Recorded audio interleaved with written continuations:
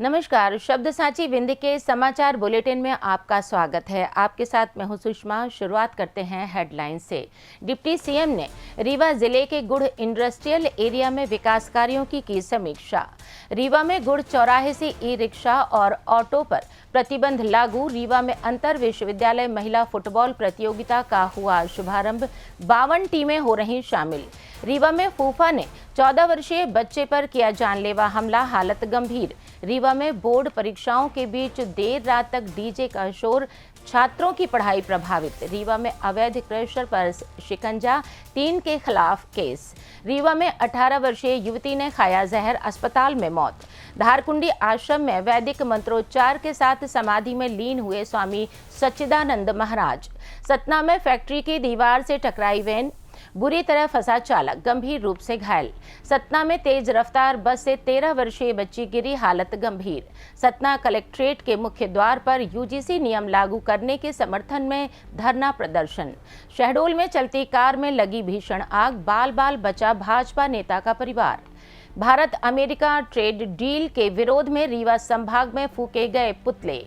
मध्य प्रदेश में मौसम सुहावना, आसमान साफ, हल्की ठंड जारी। जादू देखा है, हम दिखाते हैं। आप सोचिए, हम बनाते हैं। अपने घर या ऑफिस को सजाएं मनपसंद डिजाइन के कस्टमाइज वॉलपेपर्स, ब्लाइंड्स, पेंटिंग्स और लेजर कटिंग से बनी आकर्षक चीजों से। आज ही कॉल कीजिए 7611125428, क्योंकि आपकी कल्पनाओं को पंख देना भी जरूरी है। अब खबरें विस्तार से। मध्य प्रदेश के उप मुख्यमंत्री राजेंद्र शुक्ल ने आज वल्लभ भवन में रीवा जिले के गुड़ स्थित इंडस्ट्रियल एरिया में चल रहे विकास कार्यों की विस्तृत समीक्षा की। बैठक में उन्होंने नगर परिषद गुड़ एवं औद्योगिक क्षेत्र में गुड़ प्रस्तावित महत्वाकांक्षी जल प्रदाय योजना पर विशेष ध्यान केंद्रित किया। उप मुख्यमंत्री ने संबंधित अधिकारियों को निर्देश दिए कि इस योजना के कार्यों को शीघ्रता से पूरा किया जाए ताकि गुड़ क्षेत्र में जल आपूर्ति व्यवस्था मजबूत हो सके। उन्होंने कहा कि योजना के पूर्ण होने से न केवल स्थानीय निवासियों को शुद्ध पेयजल की सुविधा मिलेगी, बल्कि गुड़ औद्योगिक क्षेत्र में उद्योगों का विस्तार और विकास भी तेजी से होगा। डिप्टी सीएम ने बैठक में अधिकारियों से कहा कि सभी संबंधित विभाग समन्वय बनाकर समयबद्ध तरीके से कार्य पूरे करें और किसी भी प्रकार की देरी न होने दी जाए। इस योजना के क्रियान्वयन से क्षेत्र में औद्योगिक गतिविधियां बढ़ेंगी, रोजगार के अवसर सृजित होंगे और समग्र आर्थिक विकास को भी बल मिलेगा। रीवा शहर में यातायात सुरक्षा समिति की बैठक में लिए गए फैसले पर अमल शुरू हो गया है। गुड़ चौराहे से ऑटो और ई रिक्शा का प्रवेश प्रतिबंधित कर दिया गया है। सोमवार से लागू हुई इस व्यवस्था के पहले दिन पुलिस इस नियम को लेकर पूरी तरह सख्त नहीं दिखी, जिसके कारण कई ऑटो और ई रिक्शा आते जाते नजर आए, लेकिन ग्रामीण क्षेत्रों से आने वाले अधिकांश वाहनों को रोक दिया गया। बता दें कि यातायात पुलिस ने शहर की ट्रैफिक व्यवस्था सुधारने के लिए धोबिया टंकी से प्रकाश चौराहा तक ई रिक्शा को प्रतिबंधित करने का निर्णय लिया है। इस क्षेत्र में अत्यधिक ट्रैफिक जाम रहता है, जिसके कारण एम्बुलेंस और अन्य आपातकालीन वाहन फंस जाते हैं। इसी समस्या से दूर होने के लिए यह कदम उठाया गया है। हालांकि इस फैसले को लेकर ऑटो ई रिक्शा चालकों और यात्रियों में आक्रोश देखने को मिल रहा है। चालकों का कहना है कि इससे उनकी रोजी रोटी पर सीधा असर पड़ेगा, जबकि आम आदमी का कहना है कि ई रिक्शा सस्ता और सुविधाजनक साधन है। इसके प्रतिबंध से उन्हें काफी असुविधा का सामना करना पड़ेगा। रीवा में पश्चिम जोन अंतर विश्वविद्यालय महिला फुटबॉल प्रतियोगिता की शुरुआत हो गई है। इस प्रतियोगिता की मेजबानी रीवा को मिली है, जिसके तहत 9 से 13 फरवरी तक यह आयोजन चलेगा। पश्चिम जोन के कुल 52 विश्वविद्यालयों की टीमें रीवा पहुंच चुकी हैं। प्रतियोगिता के सभी मैच 4 अलग अलग मैदानों, टीआरएस कॉलेज, सैनिक स्कूल, विश्वविद्यालय स्टेडियम और स्पोर्ट्स कॉम्प्लेक्स ग्राउंड में आयोजित हो रहे हैं। प्रारंभिक चरण में सभी मैच नॉकआउट प्रारूप में होंगे, जिसके बाद सफल टीमों के बीच लीग मैच खेले जाएंगे। इस प्रतियोगिता से कुल 4 टीमें चयनित की जाएंगी, जो आगे अखिल भारतीय अंतर विश्वविद्यालय फुटबॉल प्रतियोगिता में भाग लेंगी। अंतर विश्वविद्यालयीन पश्चिमी क्षेत्र महिला फुटबॉल प्रतियोगिता का 2025-26 का आज उद्घाटन सत्र। इसमें पूरे पश्चिमी क्षेत्र की 52 टीमें रीवा नगर में आई हुई हैं, जिसमें ए पूल की जिम्मेदारी शासकीय ठाकुर रणमत सिंह महाविद्यालय को प्राप्त हुई है करवाने की। बाकी दूसरे बी पूल आपका सैनिक स्कूल में चल रहा है जो विश्वविद्यालय करवा रहा है। सी पूल आपका जो है तो स्पोर्ट्स कॉम्प्लेक्स में चल रहा है और डी पूल विश्वविद्यालय स्टेडियम में चल रहा है। हमारे पास 13 टीमें हैं। 13 टीमों में नॉकआउट पहले चलेंगे। 10 तारीख तक के नॉकआउट मैच चलेंगे। नॉकआउट के बाद फिर लीग मैच होंगे। जो टीमें क्वालिफाई करेंगी अपने अपने ग्रुप से उनका आपस में लीग मैच होगा और 13 तारीख को इनमें से परिणाम मिलेगा कि कौन फर्स्ट, सेकंड, थर्ड, फोर्थ। 4 टीमें ऑल इंडिया खेलने जाएंगी। एक पूल की मतलब एक जोन से 4 टीमें जो है तो क्वालिफाई होती हैं। टॉप 4 टीमें आपकी जो है क्वालिफाई करेंगी, जो कि अखिल भारतीय फुटबॉल महिला टूर्नामेंट खेलने जाएंगी।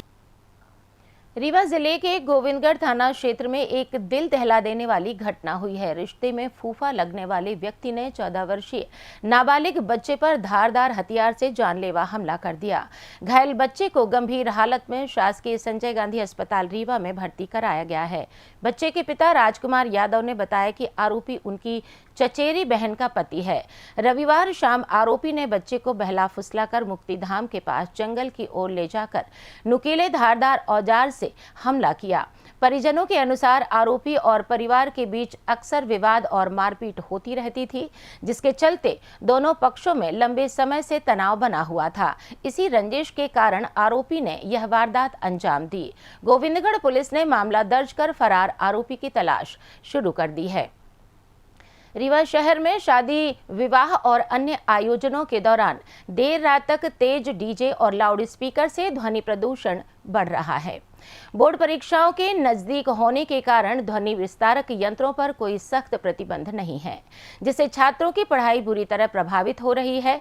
अभिभावकों का कहना है कि रात 10 से 11 बजे के बाद भी तेज संगीत के कारण बच्चों को एकाग्रता नहीं बन पा रही है, नींद पूरी नहीं होती और मानसिक दबाव बढ़ रहा है। इससे परीक्षा में उनका प्रदर्शन प्रभावित होने की आशंका है। स्थानीय नागरिकों और अभिभावकों ने प्रशासन से मांग की है कि परीक्षा अवधि में रात 10 बजे के बाद डीजे, लाउडस्पीकर पर पूरी रोक लगाई जाए। वहीं पुलिस द्वारा कार्रवाई करने की बात कही गई है। डीजे वालों के संबंध में जो शिकायतें आई हैं उस संबंध में जल्द ही एक मीटिंग बुलाई जा रही है और सभी डीजे संचालकों को परीक्षा के मद्देनज़र सूचित भी किया गया है कि नियमित समयावधि और जो निर्धारित ध्वनि प्रदूषण का जो निश्चित एक स्तर है उससे अधिक मात्रा में बजाने पर उनके खिलाफ कार्रवाई की जाएगी ध्वनि प्रदूषण अधिनियम के तहत। रीवा जिले में खनिज के अवैध उत्खनन, परिवहन और भंडारण के खिलाफ प्रशासन ने सख्त कार्रवाई की है। कलेक्टर के निर्देश पर गठित टास्क फोर्स समिति ने ग्राम बैजनाथ, हिनौता सहित अन्य क्षेत्रों में संयुक्त निरीक्षण किया। जांच दल ने कुल 11 क्रेशर प्लांटों और खनिज भंडारण स्थलों की जांच की। इस दौरान अपर्णा स्टोन क्रेशर, मां शारदा स्टोन क्रेशर और कृष्णा स्टोन क्रेशर में अवैध खनिज भंडारण पाया गया। इन तीनों क्रेशर मालिकों के खिलाफ प्रकरण दर्ज कर कलेक्टर न्यायालय में प्रस्तुत किया जाएगा। अन्य क्रेशर प्लांटों पर नियमों तथा प्रदूषण नियंत्रण शर्तों के उल्लंघन पर कारण बताओ नोटिस जारी करने की प्रक्रिया शुरू की जाएगी। माइनिंग इंस्पेक्टर आरती सिंह ने बताया कि जन शिकायतों और अन्य माध्यमों से प्राप्त सूचनाओं के आधार पर टास्क फोर्स का गठन किया गया था। निरीक्षण में बिना वैध सीटीओ और अवैध भंडारण पाए जाने पर कार्रवाई की गई। रीवा जिले के गढ़ थाना क्षेत्र के अंतर्गत बेलवा कुरमियान गांव की 18 वर्षीय युवती दीपाली पटेल ने जहर खा लिया। गंभीर हालत में उसे संजय गांधी चिकित्सालय रीवा में भर्ती कराया गया, जहां इलाज के दौरान उसकी मौत हो गई। परिजनों के अनुसार युवती के पिता मिर्जापुर में काम करते हैं और मां खेत में काम करने गई थी। दीपाली भी मां के साथ खेत गई थी। घर लौटने के बाद उसने जहर खा लिया। पुलिस द्वारा मर्ग कायम कर जाँच की जा रही है। विंध्य क्षेत्र के प्रसिद्ध सिद्धपीठ धारकुंडी आश्रम के संस्थापक परम पूज्य परमहंस स्वामी सच्चिदानंद महाराज को सोमवार को विधि विधान से समाधि दी गई। 101 वर्ष की आयु में मुंबई के बदलापुर आश्रम में शनिवार को महाप्राण करने वाले इस युग पुरुष संत के पार्थिव शरीर को रविवार को धारकुंडी लाया गया था, जहां अंतिम दर्शन के लिए लाखों श्रद्धालु उमड़ पड़े। महाप्रयाण के बाद धारकुंडी आश्रम में रखे गए उनके पार्थिव शरीर के अंतिम दर्शन के लिए विंध्य क्षेत्र सहित देश भर से भक्त भाव विह्वल होकर पहुंचे।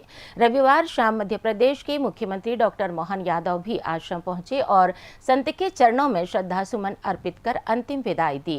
उप मुख्यमंत्री राजेंद्र शुक्ल सहित अन्य प्रमुख नेता भी मौजूद रहे। सोमवार सुबह 10 बजे वैदिक एवं परमहंसीय परंपरा के अनुसार उनके पार्थिव शरीर को आश्रम के गर्भगृह में समाधि दी गई। बता दें कि महाराज जी ने अपने जीवन काल में ही समाधि स्थल का चयन कर लिया था।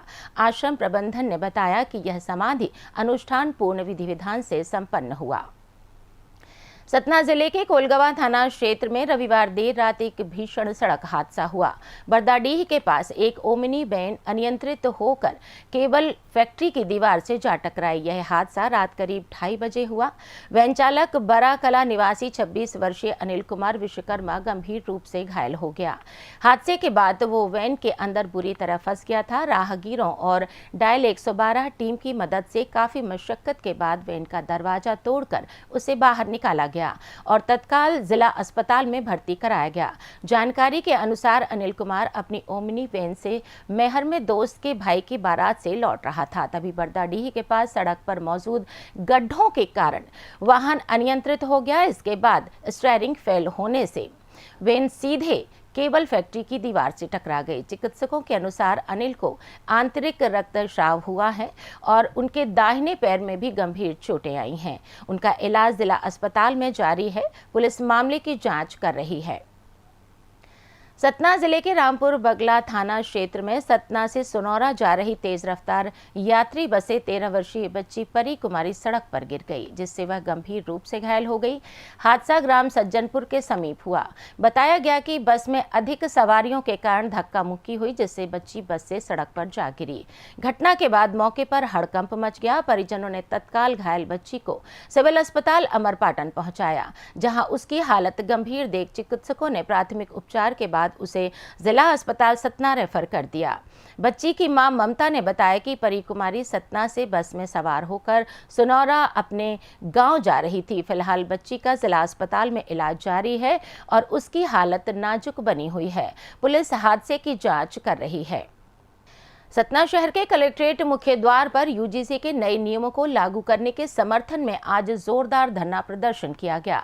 पिछड़े वर्गों से जुड़े विभिन्न संगठनों के कार्यकर्ताओं ने पैदल मार्च निकालकर कलेक्ट्रेट पहुंचकर राष्ट्रपति के नाम ज्ञापन सौंपा। प्रदर्शनकारियों का कहना था कि सुप्रीम कोर्ट द्वारा यूजीसी नियमों 2026 को होल्ड किए जाने के खिलाफ वे यूजीसी नियमों को तत्काल लागू कराने की मांग कर रहे हैं। उन्होंने इसे समानता और सामाजिक न्याय के पक्ष में बताया और आरोप लगाया है कि नियम होल्ड होने से पिछड़े वर्गों के हित प्रभावित हो रहे हैं। धरना में बड़ी संख्या में कार्यकर्ता शामिल रहे, जिन्होंने नारेबाजी की और शांतिपूर्ण तरीके से अपनी मांग रखी। जिला प्रशासन ने ज्ञापन प्राप्त कर उच्च अधिकारियों को भेजने का आश्वासन दिया है। शहडोल में रविवार रात करीब 11 बजे चौपाटी के सामने सरावगी पेट्रोल पंप के पास एक कार में अचानक भीषण आग लग गई। देखते ही देखते कार आग की लपटों में घिर गई और पूरी तरह जलकर खाक हो गई। गनीमत रही कि कार में सवार चालक और 2 महिलाओं सहित सभी यात्रियों को समय रहते सुरक्षित बाहर निकाल लिया गया। हालांकि कार में रखा सारा सामान जलकर राख हो गया। सूचना के बाद फायर ब्रिगेड की टीम लगभग आधे घंटे बाद मौके पर पहुंची। तब तक कार पूरी तरह जल चुकी थी। जानकारी के अनुसार यह कार एक ट्रैवल कंपनी की थी और इसमें वरिष्ठ भाजपा नेता मनोज गुप्त के परिवार के सदस्य सवार थे। प्रारंभिक जांच में आशंका जताई जा रही है कि कार में लगी सीएनजी किट में किसी प्रकार की खराबी या लीक के कारण आग लग गई होगी। रीवा संभाग के संयुक्त किसान मोर्चा के राष्ट्रीय आह्वान पर भारत अमेरिका व्यापार समझौते के खिलाफ लगातार विरोध जारी है। किसान संगठनों ने इसे भारतीय कृषि के लिए हानिकारक और आत्मसमर्पण जैसा बताया है। सिंगरौली में आदिवासी किसानों ने मोदी सरकार के संरक्षण में अदानी ग्रुप द्वारा बासी बेरदाह इलाके में लाखों पेड़ों की कटाई पर कड़ा विरोध जताया। बड़ी संख्या में आदिवासी महिलाओं और किसानों ने मोदी व अडानी का पुतला दहन किया। रीवा के ग्राम पंचायत खड्डा में जिला उपाध्यक्ष घनश्याम सिंह की अगुवाई में मोदी ट्रंप के पुतले दहन किए गए। सीधी जिले में भी समिति के अध्यक्ष मनोज कोल और नेता शिव सिंह की अगुवाई में भी मोदी और ट्रंप के पुतले दहन कर व्यापार नीति का विरोध किया गया।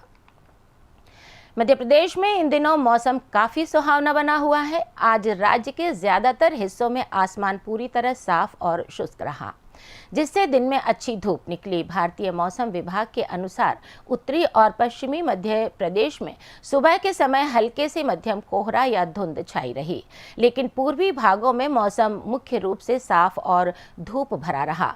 रीवा संभाग सहित विंध्य क्षेत्र में आज मौसम विशेष रूप से खुशनुमा रहा। रीवा जिले में अधिकतम तापमान 26 से 28 डिग्री सेल्सियस के बीच दर्ज किया गया, जबकि न्यूनतम तापमान 8 से 13 डिग्री सेल्सियस के आसपास रहा। सुबह और शाम को हल्की ठंडक का एहसास रहा, लेकिन दिन में धूप ने मौसम को आरामदायक बनाए रखा। मौसम विभाग ने उत्तरी मध्य प्रदेश में घने कोहरे की चेतावनी जारी की है, लेकिन रीवा, सतना, सीधी जैसे जिलों यानी विंध्य क्षेत्र में इसका प्रभाव बहुत कम रहा। आने वाले कुछ दिनों में भी रीवा और विंध्य क्षेत्र में मौसम साफ और शुष्क रहने की संभावना है। हालांकि तापमान में हल्की बढ़ोतरी हो सकती है। इसी के साथ ये समाचार बुलेटिन समाप्त हुआ। कल फिर मिलेंगे नई खबरों के साथ। जुड़े रहिए शब्दसाची विंध्य से, और विंध्य से जुड़ी तमाम खबरों के लिए हमारे चैनल को सब्सक्राइब जरूर कीजिए। अपने आसपास की खबरें हम तक पहुंचाने के लिए स्क्रीन पर दिए गए नंबर पर आप संपर्क भी कर सकते हैं। धन्यवाद।